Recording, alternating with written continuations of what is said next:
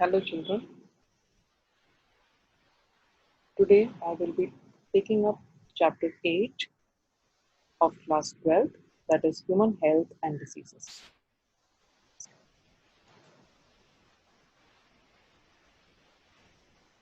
You must have already studied about diseases.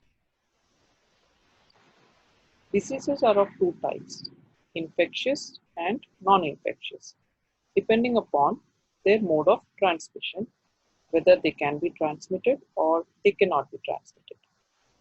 Now, infectious diseases are those diseases which can be transmitted from one person to another person. Whereas non-infectious diseases are those diseases which cannot be transmitted from a person to another person. You must have also studied about the examples of infectious disease and non-infectious disease. Infectious diseases, like for example, you have amoebiasis, and non-infectious diseases, obesity is an example. Now, disease-causing organisms are called pathogens. You might have also studied that some of the pathogens, they remain as parasites inside our body or maybe even outside our body, which we call as endoparasites and ectoparasites respectively, isn't it? Now, infectious diseases, these are diseases which are caused by pathogens like virus, bacteria, protozoa, fungi, helminthes. These pathogens, as I already told you, may live as parasites also on the human body. Now, today we will be studying about one of the infectious diseases which is very common and has been there for many years too. That is a protozoan disease called malaria. Malaria is caused by Plasmodiums. There are 5 species, of which 3 of them, that is Plasmodium vivax, Plasmodium malariae, and Plasmodium falciparum, is known to cause malaria. Now, out of these 3 species, that is Plasmodium vivax, Plasmodium malariae, and Plasmodium falciparum, Plasmodium falciparum causes malignant malaria. It's a very serious kind of malaria and can cause the death of the person also. So it is fatal too. Now, how is this protozoan, that is the Plasmodium species, transmitted? The mode of transmission of this species is by the bite of a female Anopheles mosquito. Now, you must have come across many other mosquitoes also which causes diseases in us, isn't it? Like chikungunya, dengue, filaria, filariasis, etc. Now, every time we study about a disease-causing disease which is caused by the bite of a mosquito, we always study it as a female. We never have come across anything called as a male Anopheles mosquito or male Culex mosquito, isn't it? So, mode of transmission here also in case of this disease, malaria, is also a female Anopheles mosquito. Now, why is it that male mosquitoes do not transmit any disease? Why is it that only female bite causes a disease, a particular disease? Now, you should know that the female mosquitoes feed on animal blood. And why do they need the animal blood? To make their eggs. They need a particular protein in our blood which is needed by them for making their egg. And that is why you see every time you study a disease caused by a mosquito as a vector, we see that it is the female mosquitoes that are involved. The male mosquitoes feed on the plant sap.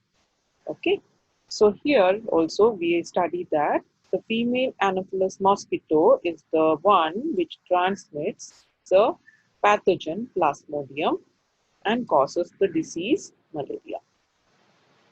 Now, there are many symptoms seen in case of malaria. Like you will have headache, you will have sweating, you will have fever, you will have tiredness or muscle pain, fatigue, you might have enlargement of the spleen, you will have dry cough. So these are symptoms which are otherwise seen in many other diseases also, isn't it? But what is that one particular symptom in you that will identify that you are having malaria? And that is the presence of hemozoin, the toxin released by Plasmodium. So hemozoin causes chill and high fever in us. And this chill and high fever recurs every 3 to 4 days. And this is that one symptom which tells us that we might be having malaria and we should go for a checkup. Now, here you can see in the blood there are some uh, Plasmodium species. Here what you are seeing is actually the gametocyte. These are RBCs. And in the RBC, when you see it under the slide, the blood sample under the slide, you can see these gametocytes. These are the gamete containing cells of the mosquito. This is a female Anopheles mosquito. And these are some of the symptoms that we see. Okay, but you should remember the main symptom is occurrence of chill and high fever every 3 to 4 days. Let us see now the life cycle of Plasmodium. Now, in the life cycle of Plasmodium, there are two hosts. One is the mosquito and the other one is the human being. Okay, so there are two hosts. Now, the mosquito bites on the hand of the human being. You can see here the hand of this human. So, the mosquito here in this figure is biting the arm of the human being. This is the mouth part of mosquito. When the mosquito bites us, what is happening? The saliva that is being secreted by the mouth part of mosquito also finds its way into our bloodstream. So along with the saliva, some of the sporozoites. Now what are sporozoites? They are nothing but one stage in the life cycle of Plasmodium. So the sporozoite along with the saliva, which is present in the saliva, enters into our bloodstream when the mosquito is sucking our blood. Okay, so this sporozoite now travels through the blood vessels. You can see it traveling to the blood vessels into the liver. So liver is the first organ that is attacked by the Plasmodium species. This Plasmodium species enters into the liver and undergoes asexual reproduction. Okay, so it multiplies by asexual reproduction. Once it multiplies by asexual reproduction, then it is released into the bloodstream again, and in the bloodstream now it goes and enters into the RBC. Okay, so inside the RBC now it reproduces again by asexual reproduction and comes out. Again it enters into another RBC and it can undergo the sexual cycle. So in the RBC, there are two cycles taking place. One, the asexual reproduction, and two, the sexual reproduction. Okay. After the sexual reproduction, the gametocytes are formed. You can see there is a female gamete and the male gamete.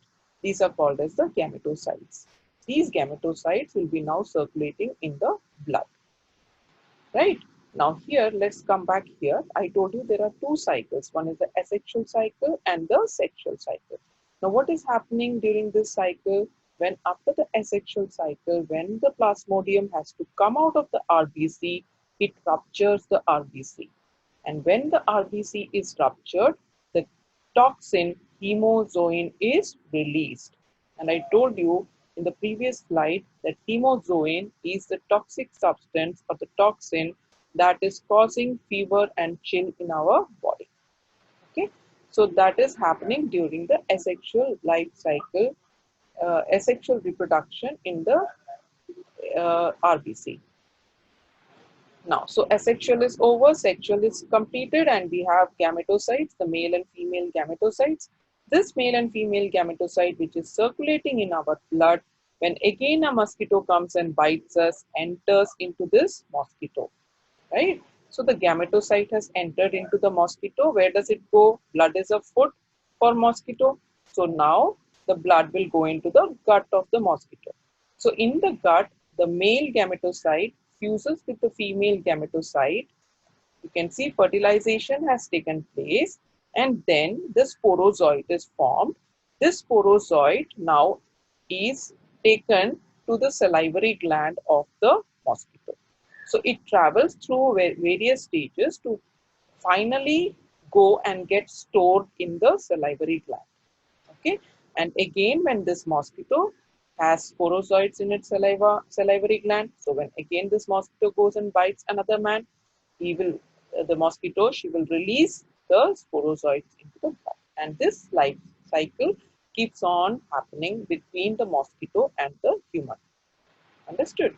So this is how the life cycle of Plasmodium takes place. Let us go to the NCRT textbook figure to understand that figure better. So here you can see the mosquito is biting the human, and in the human, the sporozoid enters the liver first. Okay, it undergoes asexual reproduction and comes out, enters into RBC, undergoes asexual reproduction. In the process, the cell bursts and releases hemozoin into the blood, which causes chills and fever. These species again enter into the RBC, and this time it undergoes sexual reproduction to form the male and female gametocyte. Okay, so next, again, when a mosquito comes and bites this human, what happens? The gametocyte, which is there in the blood, enters into the mosquito gut. In the gut, fertilization is taking place. So fertilization occurs in the mosquito's intestine. Okay, and then from there, it is released after fertilization. What happens is that the sporozoids are formed.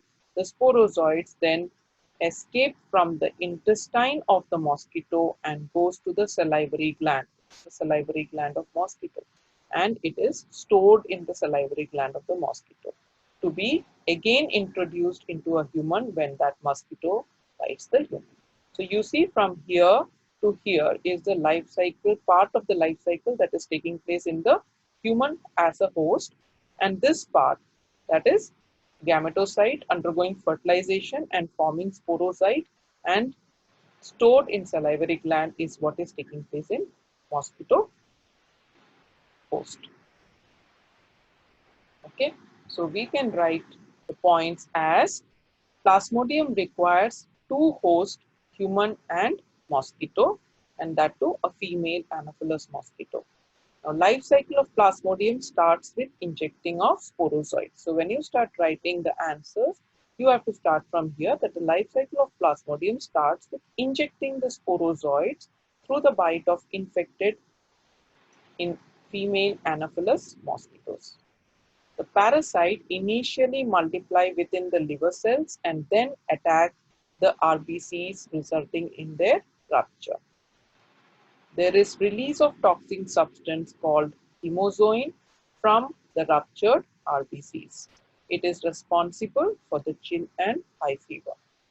From the infected human, the parasite enters into the body of the Anopheles mosquito during biting and sucking blood. Further development takes place in the body of the Anopheles, which we have studied, that the fertilization takes place in the female Anopheles gut, and then after fertilization, the structure which is formed produces sporozoids, which are stored in the salivary gland of the mosquito. So let's just write down, see the value points or the important points here. Plasmodium is a protozoan, okay, and it causes the disease malaria. There are 3 species we have studied. out of which Plasmodium falciparum is fatal or causes dangerous or malignant malaria. It has two hosts, one is human and the other one is female Anopheles mosquito.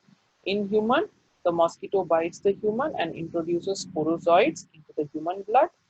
The sporozoite enters the liver first, asexual reproduction takes place there.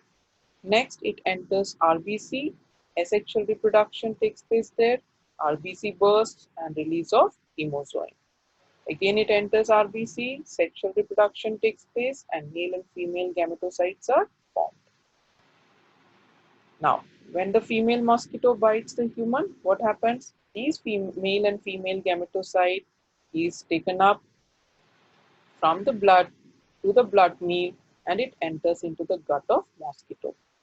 Fertilization takes place in the gut of the mosquito and then the resultant cells which are formed are called as the sporozoites.